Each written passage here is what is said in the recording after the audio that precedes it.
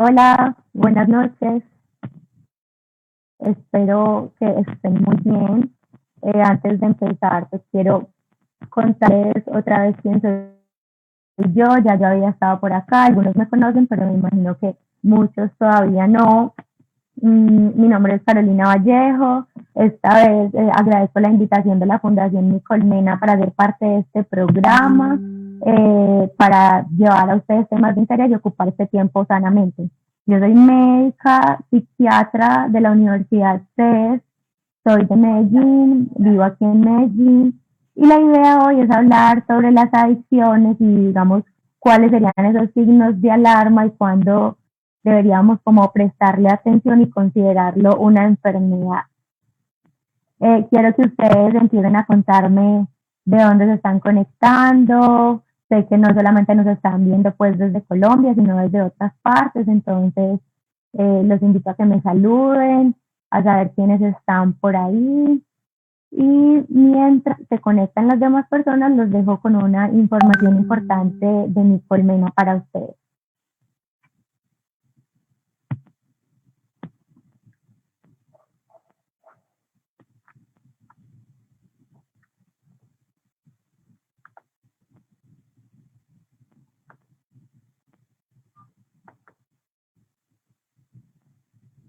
Sí, debería estar bien.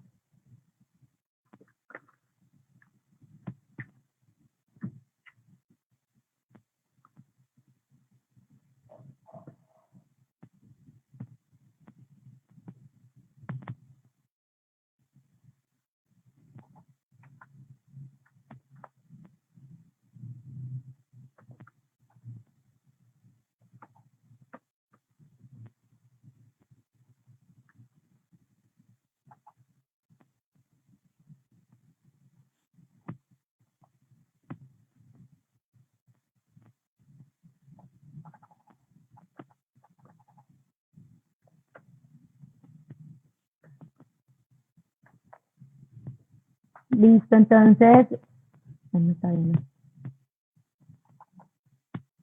está bien. Hola, listo. Ya volvimos al aire entonces. Vamos a empezar, les vuelvo a contar. Soy Carolina Vallejo, médica psiquiatra. Hoy traigo un tema que me propusieron desde la fundación que me encanta y que pues fue como muy oportuno porque aparte de eso pues es uno de los trabajos en los que en este momento me estoy desempeñando, me apasiona profundamente y quiero como empezar a desmitificar un poco el consumo. Por eso quería como primero cambiarle el nombre a esto y no llamarlo solamente como una costumbre o como un mal hábito, sino una enfermedad.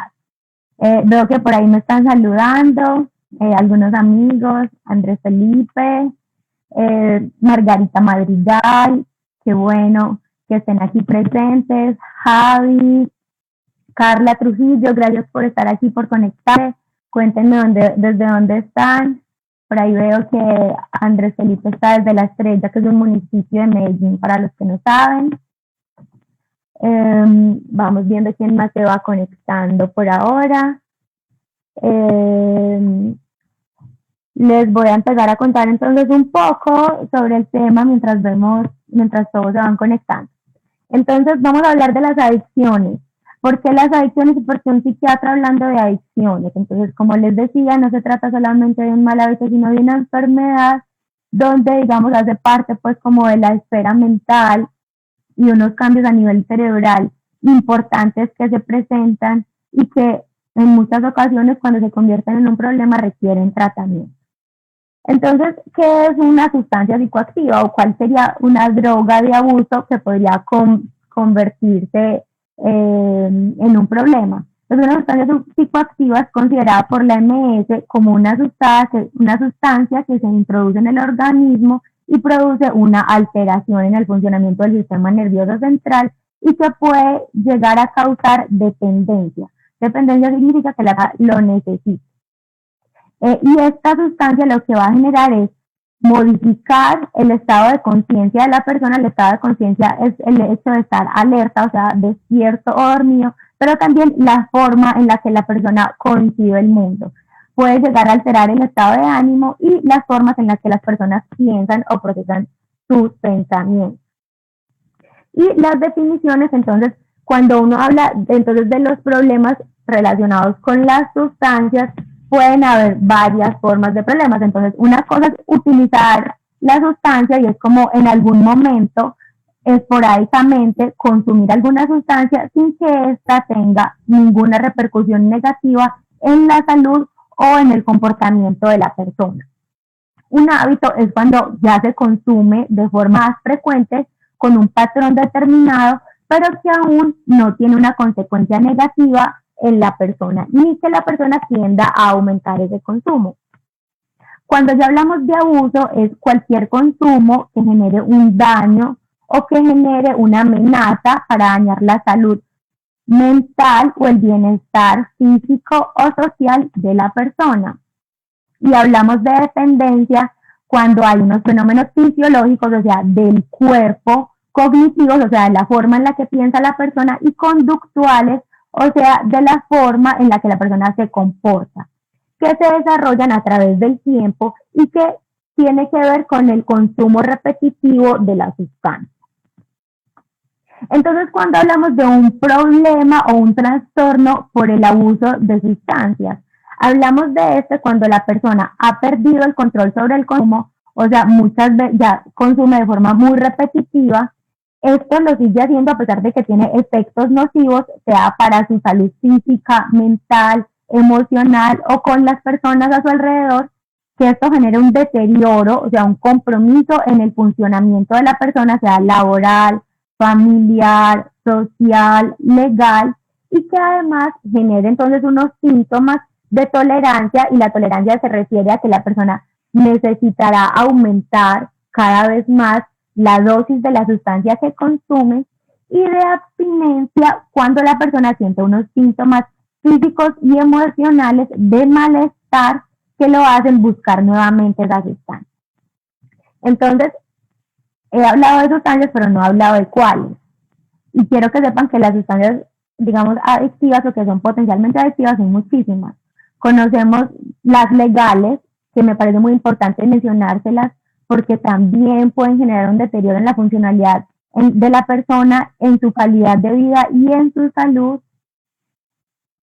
como por ejemplo el alcohol, tan normalizado en nuestra sociedad, pero tan nocivo y tan abusado en estos tiempos.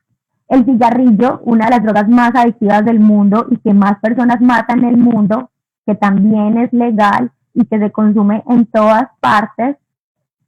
El café, que a pesar de que digamos que las consecuencias no son tan nocivas a nivel como del funcionamiento de la persona, puede llegar a ser muy adictivo y puede llegar a abusarse de una forma muy repetitiva, e incluso medicamentos que se usan para tratar enfermedades como los opioides. Entre esos tenemos el tramadol, cada vez más usado, la morfina, y de estos opioides y otros, digamos, un poco más fuertes que se usan en contextos médicos como sedantes o que se usan en contextos no médicos como por ejemplo la heroína, tan letal también. Porque les menciono aquí los opioides porque en este momento es una epidemia mundial que también debemos combatir desde el punto de vista médico también en la forma en la que nosotros prescribimos este tipo de medicamentos. Y ya el resto de drogas, digamos, ilegales, donde tenemos la marihuana, la cocaína, los sedantes, tenemos las anfetaminas, el éxtasis, que son drogas que también cada vez se consumen más y que pueden tener un impacto importante en la salud de personas. Por ahí veo que se han venido conectando otras personas, qué bueno que estén por aquí. Gracias por estar aquí, estoy atenta a las preguntas, las voy respondiendo a medida que voy viéndolas. Hola Diana, hola Álvaro. Entonces, ¿por qué es importante hablar sobre este tema? Bueno, porque les voy a contar que a nivel mundial el consumo de drogas ha venido aumentándose muchísimo.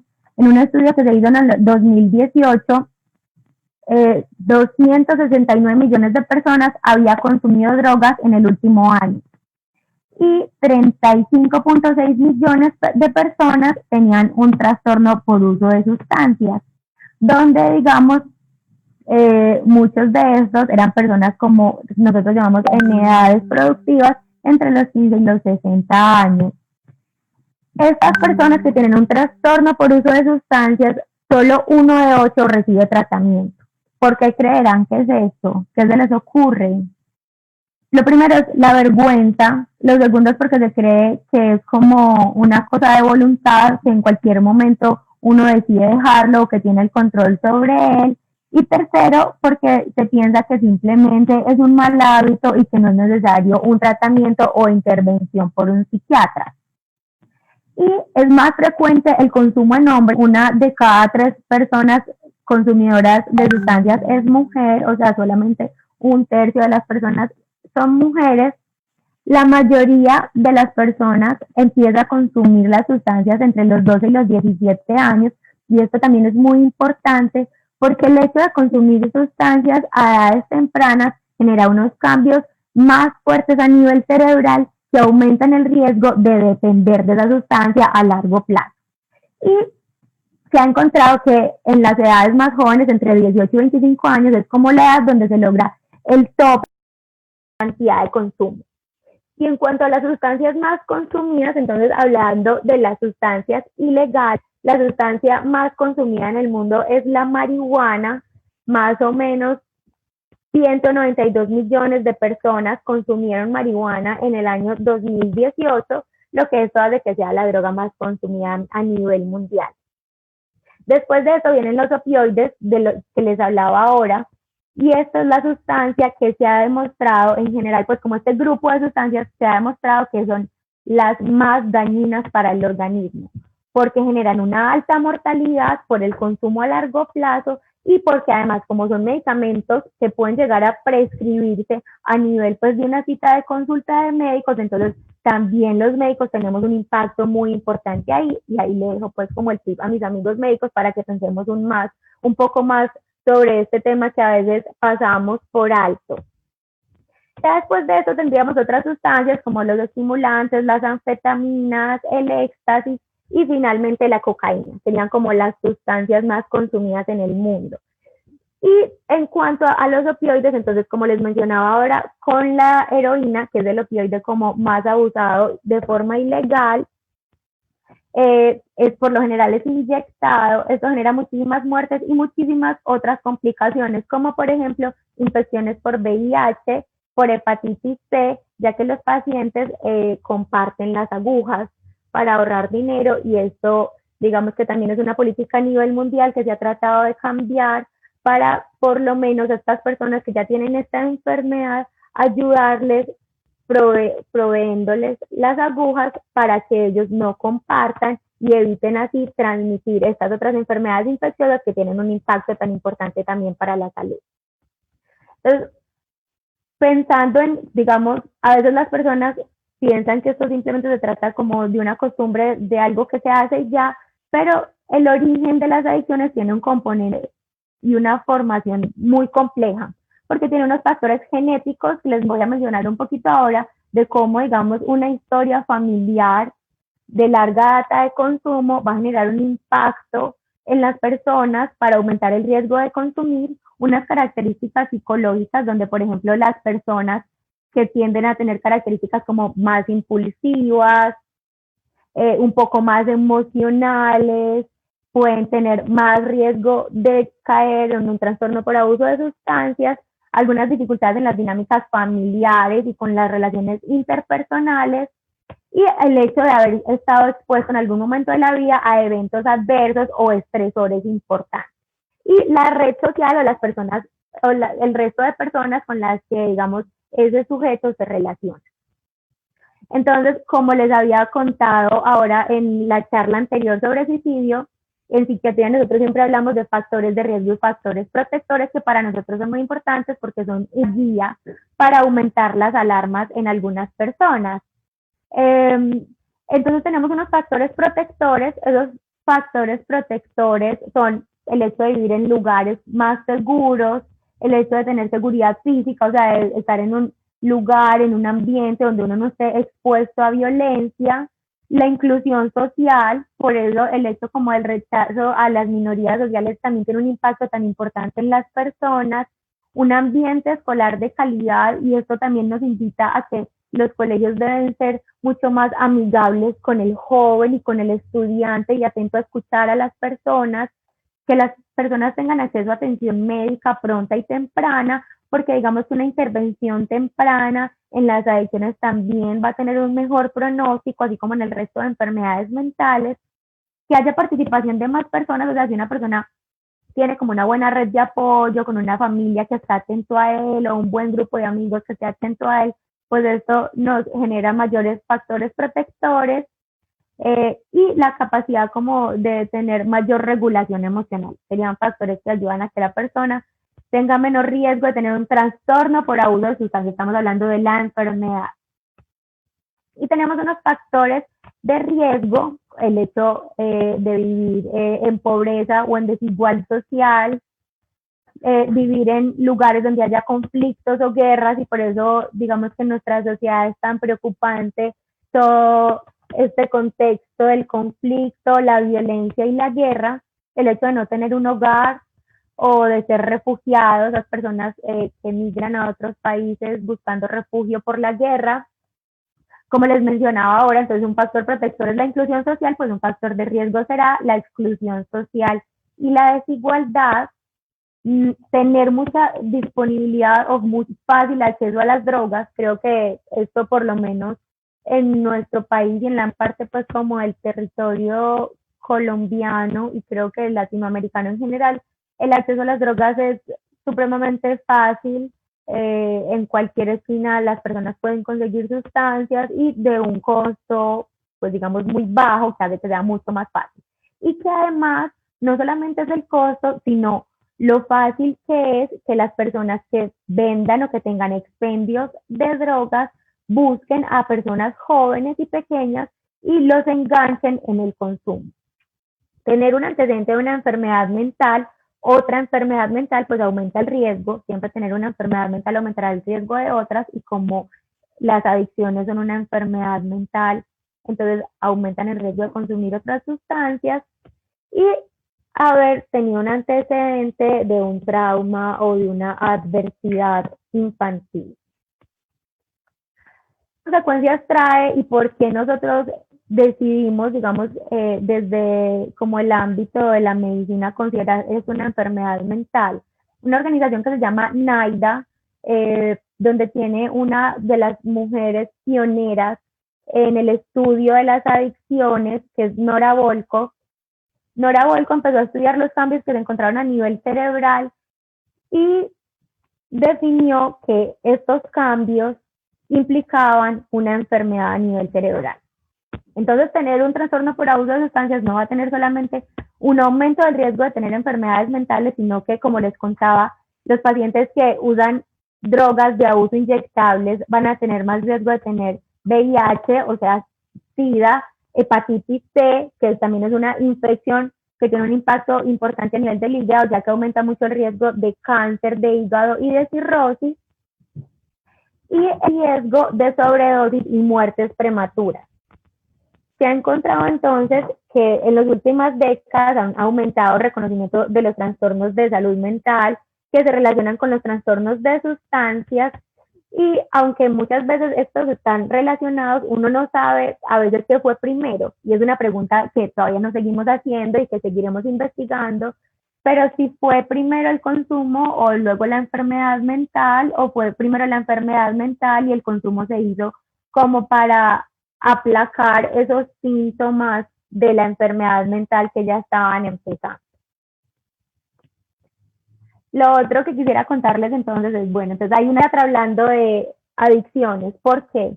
Lo que nosotros hacemos cuando tenemos un paciente con un problema de consumo es educar al paciente, motivarlo a aceptar un plan de tratamiento desde las expectativas que tenga esa persona sobre su vida y sobre sus metas, sugerir un tratamiento medicamentoso cuando este sea necesario, tratar de facilitar, digamos, el traslado o la hospitalización de los pacientes que lo requiera, sobre todo pues las personas que tienen como una dependencia supremamente alta, y segundo, por ejemplo, el alcoholismo, ya que la abstinencia alcohólica es algo que afecta potencialmente la vida, al igual que la abstinencia a heroína y benzodiazepina serían como los más graves. Y buscar la desintoxicación cuando ésta sea necesaria. Entonces, ¿qué signos de alarma prender o cuándo estar más atento y preocuparnos frente al consumo? Esta pregunta se las voy a hacer a ustedes y quiero que las piensen para ustedes, pero también para esas personas a las que podrían, digamos, ustedes acompañar. Hola Linda, gracias por el saludo desde Caucasia, nuestro pueblo de rural, para todos mis amigos médicos que estén presentes. Bueno, entonces les está hablando de los signos de alarma. Cuatro preguntas que se resumen en un acrónimo que se llama CASE. Entonces, la primera es, ¿usted alguna vez ha sentido la necesidad de disminuir o de dejar totalmente su consumo? Pregunta número 1. Pregunta número 2. ¿Alguna vez se ha sentido molesto por las críticas o como dificultades que tiene con las personas sobre su consumo? ¿Alguna vez se ha sentido mal o se ha sentido culpable sobre su consumo? ¿Y alguna vez ha tenido que consumir a primera hora en la mañana para manejar como esos síntomas o de abstinencia o, por ejemplo, con el alcohol, los síntomas del guayabo? Y estos son signos de alarma que nos hacen pensar que, digamos, si respondes más de una de estas preguntas, sí, podrías preguntarte si requieres ayuda o acompañamiento, sea por psiquiatría, por psicología o por un grupo, para empezar a intervenir este consumo que te está causando malestar. Que no estoy hablando todavía de un trastorno, pero que si nos hace pensar eso ocasionalmente es porque de pronto podríamos necesitar ayuda. Y ahora quiero como hablarles de algunas como preguntas que las personas siento que se hacen con muchísima frecuencia sobre las adicciones. Entonces, ¿la adicción es un trastorno cerebral? Sí. ¿Por qué? Porque pueden modificar la forma en la que el cerebro funciona. Estos cambios en el cerebro pueden durar muchísimo tiempo y generar impacto, como les he dicho, a nivel emocional, comportamental y de su salud. Entonces, al igual que una enfermedad cardíaca, que un cáncer, que la diabetes es una enfermedad, por lo que no es una debilidad mental, como muchas veces lo llaman, o una falta de carácter. Ser una persona con un problema por abuso de sustancias no significa que esta persona sea una mala persona, porque eso le puede suceder a cualquier persona de cualquier estrato, de cualquier nivel educativo. No importa dónde viva, no importa si vive en Colombia o en Noruega, en todo el mundo hay problemas de adicción. Y a cualquier edad. Por eso es tan importante que se hagan intervenciones tempranas en los jóvenes para prevenir un impacto en la salud a largo plazo. ¿Por qué se llega a ser adicto a una sustancia entonces? Entonces, por ejemplo, muchas veces las personas dicen, pero ¿cómo así? Es que uno puede ser adicto a cualquier cosa. Yo soy adicta a leer o soy adicta a comer un dulce. Pues los cambios que se generan a nivel cerebral no son los mismos. Pero sí hay una activación al nivel del sistema de recompensa, que son todas esas cosas que nos dan placer, como por ejemplo eso, comernos un chocolate muy rico, que activan ese sistema. ¿Qué es lo que pasa con las drogas de abuso? Que ese sistema se activa a un nivel muchísimo más alto, tan alto y tan excesivo que el cerebro cada vez lo va a pedir de una forma más repetitiva.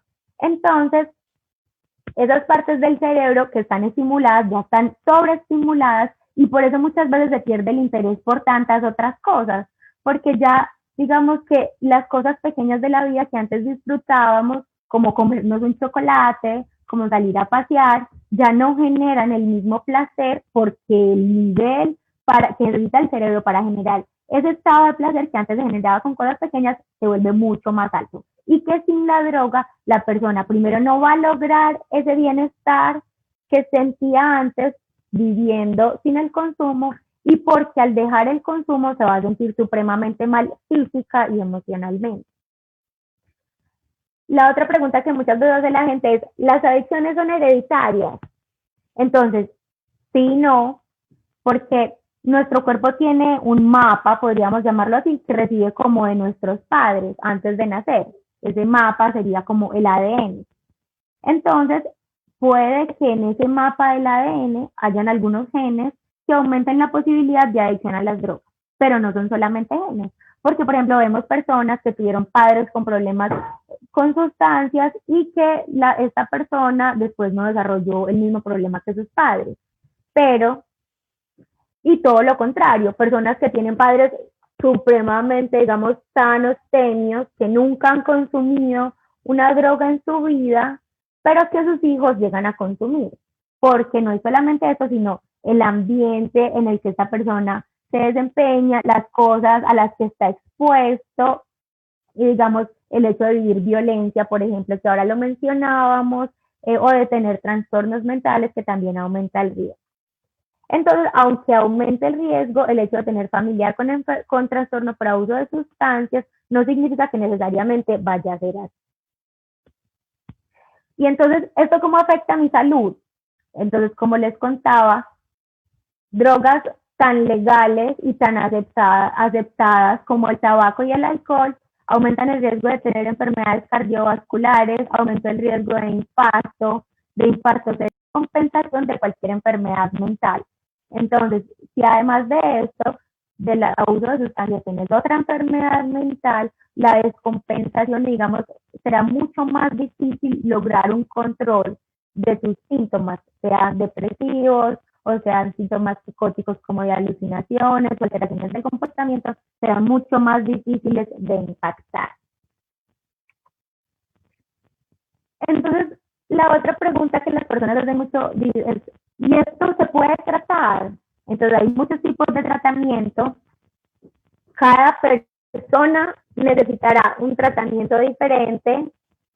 Ese tratamiento diferente dependerá como de las características de la enfermedad, de qué tan enferma está la persona, pero lo más importante es lograr un grupo de tratamiento, que no sea una sola persona la que intervenga este problema, porque como es un problema tan complejo, requiere múltiples intervenciones, una intervención por parte de psiquiatría, un médico general o un internista que evalúe todas las partes físicas, un toxicólogo que sepa mucho sobre las sustancias y que nos defina cuándo la persona pueda necesitar un medicamento o no, un psicólogo que nos ayude a intervenir todos los factores comportamentales que alteran, digamos, o que llevan a que el consumo se perpetúe, y que cuando sea necesario, pues se definirá si la persona necesita o no necesita hospitalización. Y dependerá también como del tipo de adicción y de lo que cada persona quiera para su vida. Otra pregunta que me hacen mucho y que puedo decir que quiero que todos les lleven es, bueno, ¿qué podemos hacer por esa persona que tiene un problema con las sustancias, que tiene una adicción? Entonces, nosotros todos como personas podemos, por ejemplo, acompañar a la persona a las citas, darle información sobre dónde podrían atenderlo. Entonces, en cada ciudad y en cada país pues habrá como diferentes líneas de atención, pero todo el mundo puede empezar con una cita con medicina general y a partir de esta como empezar a buscar esos lugares donde se atiende específicamente las adicciones o acompañar a ese amigo, por ejemplo, a la cita de alcohólicos anónimos o narcóticos anónimos, que son lugares también muy buenos y que les recomiendo a cualquier persona que sienta que está teniendo un problema con alguna sustancia. Estos grupos son muy bonitos porque han generado ya una historia muy grande donde los estudios han demostrado que realmente sirve pertenecer a estos grupos, y que generan como una percepción de que hay varias personas viviendo la misma situación y apoyándose. ¿Cómo más podemos acompañar a esa persona que queremos y que tiene un problema con las sustancias? Si está tomando un tratamiento, entonces recordarle que se tome las medicinas. Si hay que llevarlo a una cita, llevarlo a la cita, acompañarlo al grupo de apoyo. Si necesita trabajo, ayudarle a encontrar trabajo. Si necesita un hogar, acompañarlo a conseguir un hogar. Buscarle cosas o ayudarle a encontrar actividades que lo ayuden a distraerse o a no pensar en las sustancias, a salir a hacer ejercicio con él, o meterse a clases de alguna actividad, tratar de ayudarlo a evitar esos lugares donde podría sentirse tentado a consumir. Estar siempre dispuesto para escuchar a esa persona hablar de lo que siente, jamás recriminar, jamás decirle, pon de tu parte, porque no se trata solo de poner de su parte, claro, esa es la primera parte como para ir a una cita, pero también entender que como es una enfermedad, así como los pacientes con diabetes, o sea, con problemas del azúcar o con problemas de la presión, se descompensan, los pacientes con problemas de abuso de sustancias también se descompensan. Quiero ver si por ahí hay alguien que tenga alguna pregunta, alguna duda, que quieran que les resuelva. Y quería traerles también, como contarles algunas cosas a propósito de la pandemia, que siempre pues este año será uno de los temas que siempre saldrán a relucir. Algunos estudios que se han hecho, digamos, con este confinamiento, han tenido que ver sobre cómo han cambiado patrones de consumo en las personas. Y se ha encontrado que, por ejemplo, se pensaba como que todo el consumo de todas las sustancias iba a aumentar, pero ha sido una cosa como mucho más compleja, porque digamos que la recesión económica, pues y las dificultades económicas han podido alterar un poco, pues como el mercado de las drogas, pero ha hecho que los consumos cambien como en sus características. Entonces las personas que consumían de una forma muy social o se dieron cuenta que no eran tan sociales y pasaron a un consumo en su casa a pesar de no estar acompañados, o dejaron ese consumo social y se dieron cuenta que no necesitaban la sustancia para nada. ¿Qué más ha pasado? Entonces, se ha convertido un círculo vicioso, además, como todo esto que están sufriendo las personas con el confinamiento, de la ansiedad, la depresión, los problemas del sueño, las dificultades familiares, y que entonces esto hace que la persona consuma más sustancias, pero el consumir más sustancias entonces altera todos estos problemas emocionales y lleva a que la persona entonces consuma más, luego intente dejar de consumir y esto lo lleve a una abstinencia. Y hay un estudio muy bonito que hizo un programa muy interesante del país que se llama Échele Cabeza, donde evaluaron cómo habían cambiado los consumos en las personas. Entonces, por aquí veo alguna pregunta. Antonella Delfino dice, ¿qué hacer con el síndrome de abstinencia en una persona que se ha dado por el aislamiento de la pandemia? Muy bien. O sea, iba a empezar a hablar de eso, pues como del impacto que ha tenido la pandemia. Depende del síndrome de abstinencia, o sea, eso depende de la sustancia que consuma esta persona, porque cada sustancia va a generar un impacto diferente cuando se deja de consumir. Entonces no es lo mismo una abstinencia alcohólica donde el riesgo, digamos, de las alteraciones a nivel físico son tan importantes que la persona necesita una hospitalización, a una abstinencia por marihuana que nos genera unos cambios emocionales, mayor irritabilidad, puede generar algunos síntomas físicos, pero muy leves como dolor de cabeza o malestar, dolor abdominal, pero no mucho más. Entonces dependería de cada sustancia. Si quieres, Antonella, después me escribes y hablamos un poco más por mis redes, que ahí por ahí están viendo pues qué pasan todo el tiempo, mi Instagram, mi Facebook, mi correo electrónico, por ahí me pueden escribir y podemos concretar una cita si necesitan algo como más específico. Hola, Consuelo María Giraldo. Muchas gracias, gracias por estar aquí. Espero que esta información le llegue a muchas personas, que puedan replicar todo esto, que nos sigan en nuestras redes a todos para que puedan seguir viendo como toda esta información que pueda ayudar a tanta gente. Manu pregunta, mi mamá pregunta que en más o menos cuánto tiempo se desintoxica una persona por consumo de marihuana. Entonces, la desintoxicación se refiere más como a una persona que, digamos, está intoxicada agudamente, es decir, como se dice coloquialmente, una persona que está trabada, ¿cierto? Y eso depende más o menos del tipo de marihuana que se fuma, porque lo que pasa con la marihuana es que hoy en día hay muchísimas concentraciones. Antes las concentraciones que tenía la marihuana eran muy bajas, pero con los años y el uso pues de marihuanas más concentradas, como las tripas, hace que esto perdure mucho más en el tiempo. Si hablamos como de cuánto tiempo puede durar la marihuana en el organismo, la marihuana como se acumula en la grasa dura mucho tiempo, se puede demorar dependiendo de la forma en la que la persona consuma, es decir, si la persona fuma una vez a la semana o si la persona fuma todos los días, y el tipo de marihuana se puede demorar hasta un mes más o menos en salir del organismo, o un poco más también dependiendo como de los depósitos de grasa que tenga esa persona. Mientras más gordita probablemente más va a durar esa marihuana en el cuerpo. Muy bien, gracias por sus preguntas, espero habérselas podido responder bien.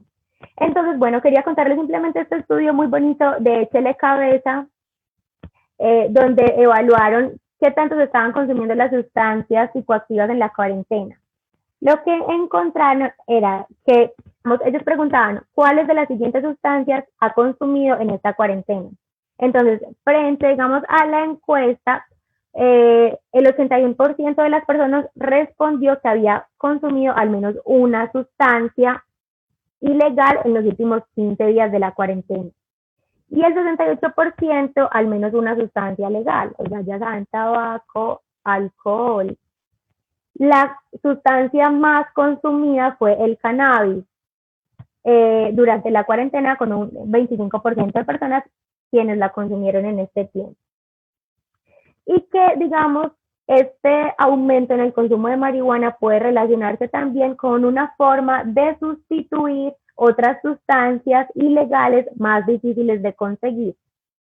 Por aquí veo otra pregunta, Marta Isabel Díaz.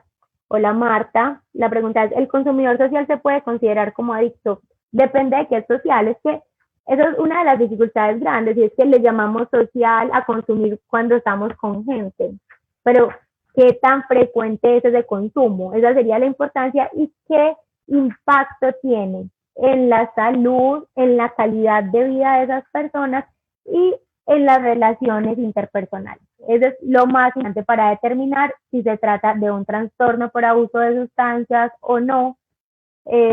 Siempre están atentos como a todas estas implicaciones. No se trata de estigmatizar al consumidor, sino de identificar quién necesita ayuda para darle el acompañamiento necesario.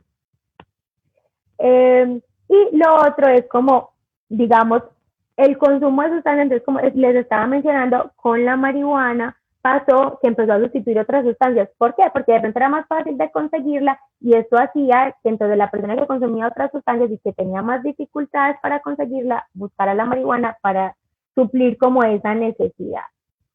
Y eso llevó a que algunas personas también empezara a pensar durante la cuarentena si debía disminuir su consumo o si tenía, por ejemplo, un problema de consumo, al darse cuenta que estando en su casa también necesitaba seguir consumiendo. Y el 55% de las personas que se entrevistaron aceptó haber usado sustancias psicoactivas durante sus actividades laborales. Y esto también es importante porque esta era una de las cosas que les mencionaba ahora, que cuando uno tiene un trastorno por abuso de sustancias, lo sigue usando, primero, en las situaciones que no son correctas, como uno no debería trabajar bajo el efecto de una sustancia, ni de alcohol, ni de marihuana, ni de otras sustancias que incluso se usan para mejorar el rendimiento laboral, como por ejemplo la cocaína, que se usa mucho para mantenerse despierto. Y hay muchas personas que empezaron a usar cocaína como solamente cuando tenían que trasnochar en trabajos nocturnos muy difíciles, y terminan supremamente enganchados con esta droga porque esto no fue creado para eso y es altamente adictiva. Bueno, por aquí por ahora no más preguntas. Entonces, finalmente quería traerles unos tips sobre cómo durante esta cuarentena y durante, yo creo que el resto de la vida, cómo podemos manejar el consumo. Entonces, preguntarnos si deseamos disminuir ese consumo, pensar si esto está teniendo impacto físico sobre nuestra salud, pensar si hemos estado aumentando la dosis de lo que consumimos, sea, digamos, el número de cervezas que nos tomamos en un día, o el número de vinos que nos tomamos en un día, o los cigarrillos que nos fumamos en un día, o el número de baretos de marihuana que te estás fumando en un día. Y siempre pensar entonces si estamos aumentando el consumo y si esto está convirtiéndose en un problema. Pensar si, digamos, en algún momento estamos sintiendo síntomas de abstinencia importantes y eso podría requerir un tratamiento, y si eso está teniendo un impacto a nivel de de nuestras emociones. Manu, algunos tips para disminuir el consumo de cigarrillo. Excelente pregunta, me encanta. Estos tips siempre los doy porque me parecen increíbles y parecen muy bobos, pero la gente no lo sabe. Entonces, tip número 1, si fumas de ahora en adelante, cuando estés fumándote el cigarrillo y lo apagues, no lo botes, lo guardas, y ese pedacito que te quedó es el que te vas a volver a fumar. Te vas a ver horrible, pero es el que te vas a fumar. Así va a hacer que te demores un poco más en volver a fumar y que le empieces a coger como un poco de repulsión. Siguiente, no vas a volver a tener cajetillas en tu casa. Entonces, cada vez que te quieras fumar un cigarrillo, te toca ir a la tienda. Entonces, esto hace que disminuyas el consumo porque qué pereza ir a la tienda cada vez que quiero fumar. Número 3, si tienes cigarrillos en la casa, entonces los cigarrillos en un cuarto y la en el otro. Así es, también dices como, ay, qué pereza, tengo que ir por la candela, me demoro más en fumar. Bien. Necesidad de tener algo en la boca, entonces, ahí se me desconectó. Ah, no.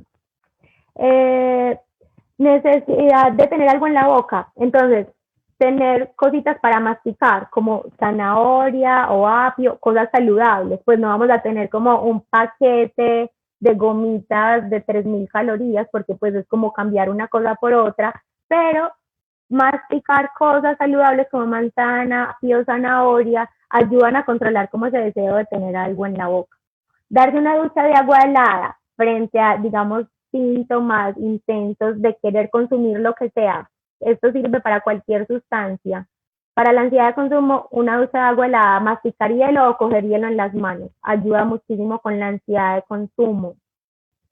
Otro tip, a ver qué más tips me faltan. No, por ahí algún paciente me dijo uno, pero es horrible, pero se los voy a decir para que nunca lo haga, por favor. Y es coger una olla y poner a hervir cigarrillos y luego se toman esa agua. Ese señor no volvió a fumar nunca más en su vida, pero creo que se intoxicó un poco por nicotina y no se lo recomiendo a nadie en la vida. Sergio Vallejo, ¿es posible hacer un orden de sustancias por severidad de adictividad? Sí. Eh, digamos que más o menos. La sustancia más adictiva en el mundo es la heroína, le sigue el bazuco. El bazuco es demasiado adictivo y son cosas que pasamos por alto y creemos que son poco frecuentes, pero son súper frecuentes. El bazuco es demasiado adictivo y yo diría que en orden pues como de grado de potencial adictivo, yo diría que el cigarrillo es supremamente adictivo y supremamente difícil de dejar, por eso nadie o muy pocas personas lo dejan como por pura fuerza de voluntad y ya, y por eso necesita un tratamiento. Y creo que el alcohol también es altamente adictivo. Ya de ahí para abajo más o menos depende pues como mucho de las concentraciones. Creo que cada vez más la marihuana se volverá más adictiva porque las concentraciones se han vuelto mucho más altas. La cocaína es muy adictiva y tiene demasiados impactos a nivel como de la salud física, que son muy preocupantes porque las personas no ven estas consecuencias hasta que están muy enfermas, entonces hasta que tienen un infarto del corazón, una arritmia, un infarto cerebral o hasta que se les perforó el tabique, que es más frecuente de lo que pensamos. Bueno, quiero saber si alguien más, bueno, por aquí hay otra pregunta, Olga Vallejo.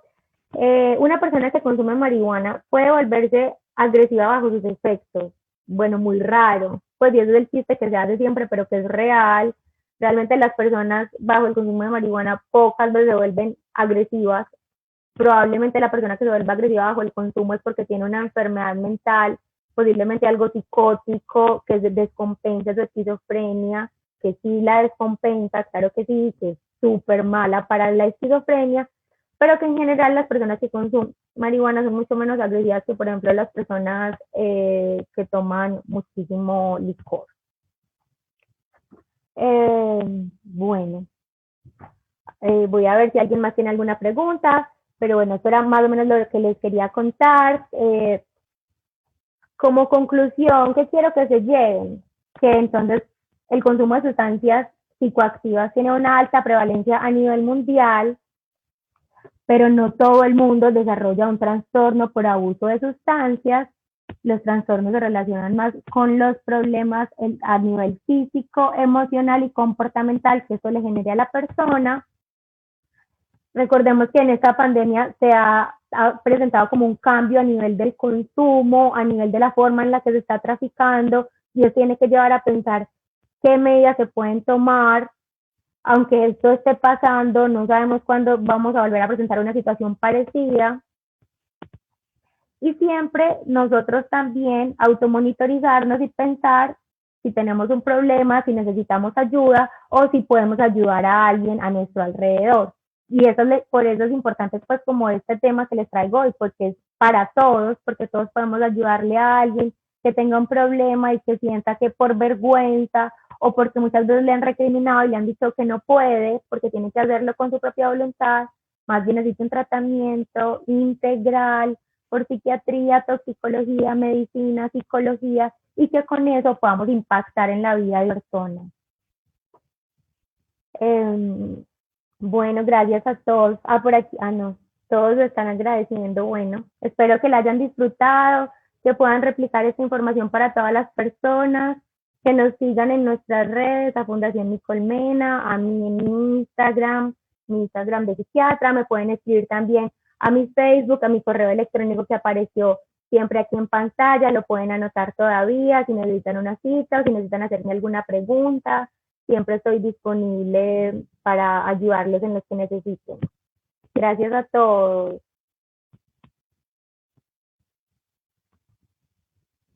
Bueno, por aquí otra pregunta, si la alcanzo a responder. Isa pregunta, ¿el consumo de la marihuana que contiene químicos trae problemas para la salud? Claro. No se ha estudiado mucho, pues no sé si estás hablando como de los químicos que son los pesticidas que le echan como a las drogas, pues a las plantas, ¿cierto? Hoy en día pues le echan pues a todo. Eso no sé qué tan estudiado esté, puede tener un impacto pues a nivel como aumento del cáncer, enfermedades cardiovasculares, o si estás hablando como de las marihuanas modificadas, hoy en día como la tripa, que digamos tienen mucha más concentración y que eso va a hacer que esa concentración pues tenga un impacto a nivel por lo menos cerebral, lo vuelva más adictivo y aumente el riesgo de, por ejemplo, enfermedades mentales como la psicosis sobre todo, que es lo más importante pues como el riesgo para nosotros.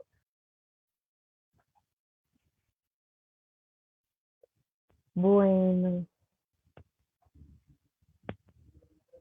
nada más por ahí.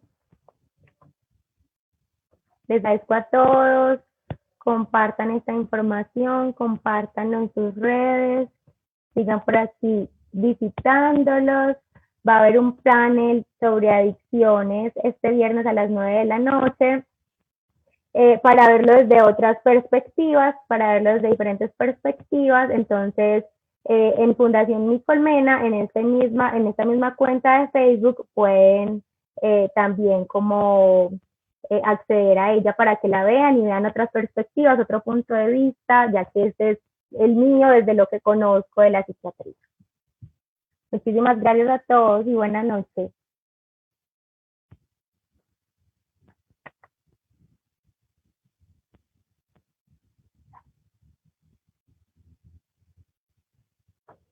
Los dejo con una información de Fundación Nicolmena para que vean antes de terminar.